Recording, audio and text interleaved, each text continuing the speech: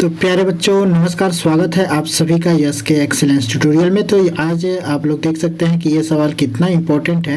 ये 2019, 22, 23, 24, 25 में लगातार पूछ रहा है। तो इस टाइप के सवाल जरूर पूछे जाएंगे यूपी बोर्ड परीक्षा में, तो इसको आप लोग जरूर कर लीजिए।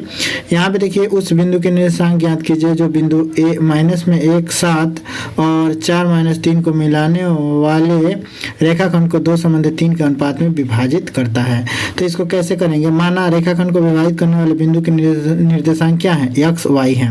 अब x1 बराबर जो है क्या है? -1 है। वो y1 बराबर 7 है, x2 बराबर 4 है, y2 बराबर -3 है, m1 का जो है क्या है? 2 है, m2 क्या है? 3 है। तो भाई जो अनुपात दिया है इसको m1 m2 मान लेना है क्रमशः, ठीक है।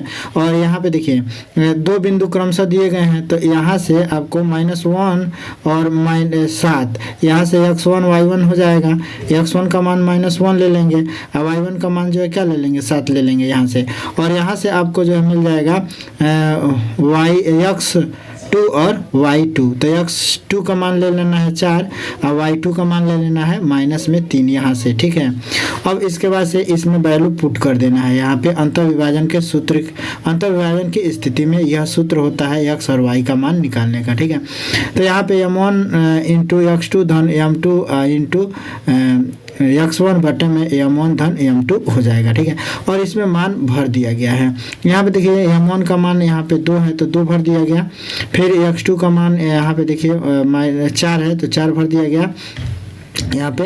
अब उसके बाद से जो है m2 का मान 3 है तो 3 और x1 का मान -1 है तो -1। और फिर नीचे m1 धन m2 कर दिया गया, जोड़ दिया गया।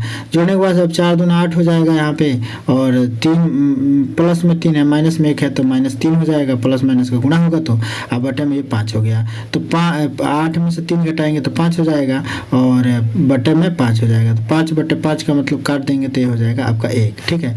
इसी तरह से y का मान निकालने के लिए हम लोग को m1 y2 plus m2 y1 का मान सूत्र में भर देना है और बटे में m1 धन m2 का मान सूत्र में भर देना है। तो इस तरह से इसको हम लोग निकाल सकते हैं।